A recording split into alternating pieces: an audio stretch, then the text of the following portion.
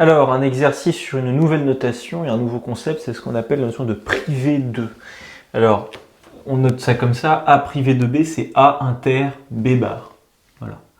Alors, ça veut dire quoi? C'est-à-dire qu'en gros, si vous avez A qui est ici, et vous avez B qui est là, alors là, bien sûr, tout ça, c'est dans oméga. Alors, A privé de B, ça veut dire en gros, ça veut dire je veux A, mais sans B.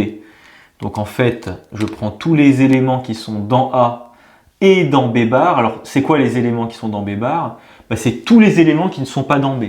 Donc c'est vraiment, j'ai tout ce qui est autour de mon ensemble B ici. Et donc, A inter B bar, ça va être ça. Donc vous voyez que ça va être A privé des éléments qui sont dans B. Alors là, on a un exercice assez simple pour nous familiariser avec cette notion-là.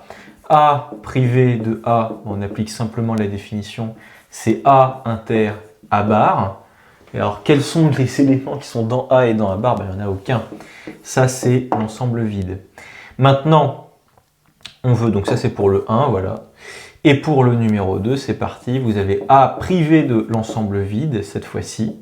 Alors ça, du coup, on applique la formule, la définition, ça c'est A inter l'ensemble vide bar, sauf que l'ensemble vide bar, c'est quoi? C'est oméga. Très très important de bien connaître ça. L'ensemble vide bar, c'est toujours, votre univers en probabilité, c'est l'ensemble de tous les ensembles, et A inter oméga, ça vous donne bien A. Voilà, bon, ce sont des résultats assez triviaux, mais c'est pour nous familiariser un petit peu avec cette notion, et l'exercice un peu plus tricky vient juste après. Alors maintenant, on nous demande de montrer, alors A et B ce sont bien sûr deux ensembles, on nous demande de montrer une équivalence entre deux propositions. C'est que A privé de B est égal à A est équivalent au fait que B privé de A est égal à B. Alors, on se souvient de ce que c'est que cette notion de privé. Alors bien sûr, la définition c'est ici, A privé de B c'est A inter B bar. Donc si vous avez deux ensembles A et B, les deux qui sont dans oméga, A privé de B, ça va être ça. Voyez, parce que, qu'est-ce que c'est que B bar? B bar, ce sont tous les éléments de oméga qui ne sont pas dans B, donc vous avez tout ce qui est autour de B, et donc A inter B bar, ça va bien être juste tous ces éléments-là. Okay. Et donc vous voulez montrer que si vous avez A privé de B qui est égal à A, alors c'est exact, vous avez ça si et seulement si B privé de A est égal à B. C'est assez, j'allais dire logique, je sais pas, mais en tout cas, regardez, si vous avez A privé de B qui est égal à A, ça veut dire qu'en réalité, vous avez juste deux ensembles qui n'ont juste rien à voir en commun. Alors là, vous avez oméga, là, vous avez A et là, vous avez B. Si vous avez A privé de B qui est égal à A, ça veut dire qu'en réalité, vous avez tout A et donc vous n'avez rien rejeté de B. C'est-à-dire que B ne vient pas mordre dans A et A ne vient pas mordre dans B. Ils n'ont aucun élément en commun. Et là, exactement de la même façon, B privé de A, vous voyez, vous trouvez bien B. C'est-à-dire qu'en gros, ils n'ont absolument aucun élément en commun. Alors, comment est-ce qu'on va démontrer cela? Je vous propose de le faire, il y a plusieurs méthodes, mais je vous propose de le faire, alors on peut le faire par double implication. Bon, je vous propose de raisonner par équivalence et de le faire en pas beaucoup de lignes et surtout, ça va nous permettre de revoir quelques notions. Alors, on va partir d'ici, on va aller là, mais on va toujours raisonner par équivalence, donc il ne devrait pas y avoir de problème. Alors, A privé de B qui est égal à A, qu'est-ce que ça veut dire? Ça veut dire exactement que A inter B bar, est égal à A. J'ai simplement remplacé le A privé de B par A inter B bar. Donc A inter B bar, c'est égal à A. Bon, alors, ça, qu'est-ce que ça veut dire?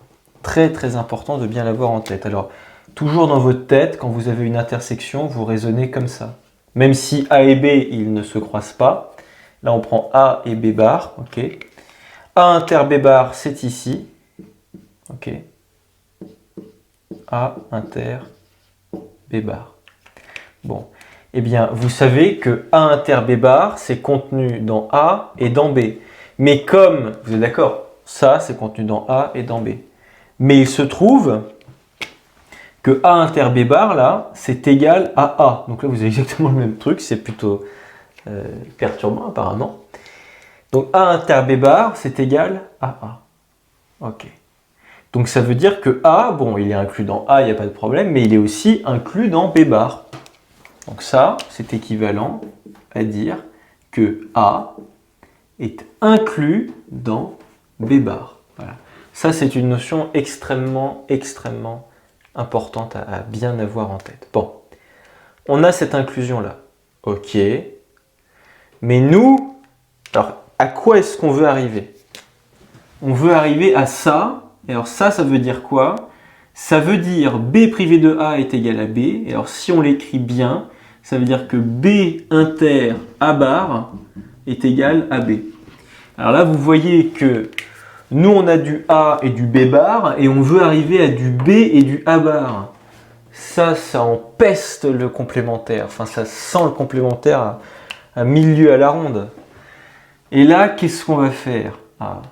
Eh bien là, on va faire la même chose que ce qu'on pourrait appeler un raisonnement par contraposé. Enfin, la même logique en tout cas. Vous savez, vous, que si vous avez un ensemble A qui est inclus dans un ensemble B, alors vous avez, ça c'est équivalent à dire que B bar est inclus dans A bar. Ça, c'est super important. C'est la même logique, j'allais dire, que la contraposée. P implique Q, c'est équivalent à ce que non Q implique non P. Voilà, bon. C'est la même logique qui se cache derrière en tout cas. Bon, donc vous avez cette inclusion. A est inclus dans B bar. Et bien ça, c'est équivalent à dire que B bar, le tout bar, ok, est inclus dans A bar.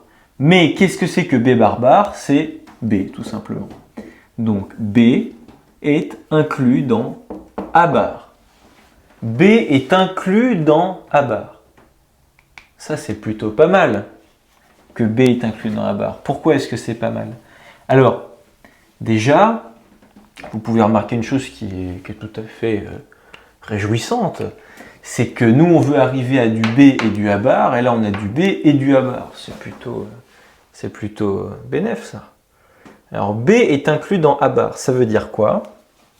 Si vous voulez, on va faire un dessin. Toujours faire un dessin. C'est-à-dire que vous avez B qui est ici et vous avez A bar qui est là. B, il est dans A bar. Et bien ça veut dire quoi?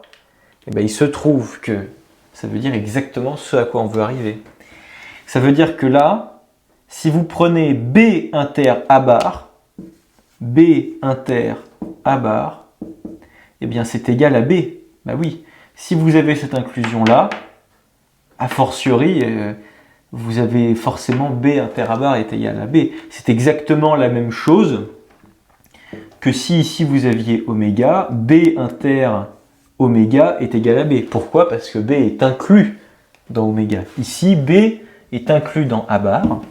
Et donc, ou plutôt, ça nous amène à la conclusion par équivalence, toujours.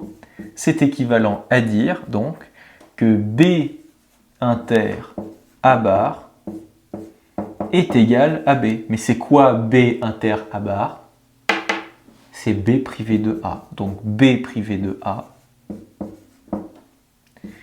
est égal à B. Et vous tombez donc sur le bon résultat, toujours en raisonnant par équivalence. Voilà. Alors c'est un exercice un petit peu... Bon, c'est marrant, moi je l'aime bien, parce que ça fait appel à pas mal de notions.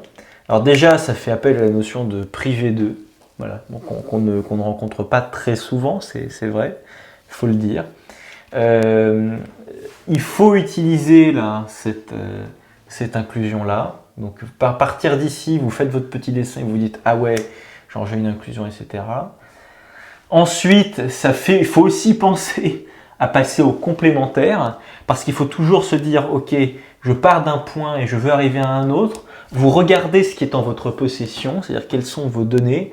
Vous avez du B et vous avez du A et du B bar. On se dit, oula, j'ai du A et du B bar. Moi, je veux du B et du A bar. Bam, on passe au complémentaire. Ne jamais oublier cette formule, cette équivalence, qui vous sera précieuse toute votre vie. qui vous sera précieux. Oh, peut-être pas tout dit, je sais pas, ça dépend si voilà, vous décidez de continuer après l'école de faire ça. Un peu de maths. Voilà, et ensuite en arrivant ici, lorsque vous avez B est inclus dans A bar, là il faut penser au fait et toujours faites des dessins. Les dessins avec les ensembles, je pense que ça en sauve pas mal. Ça en sauve pas mal. Voilà, et vous arrivez à votre résultat.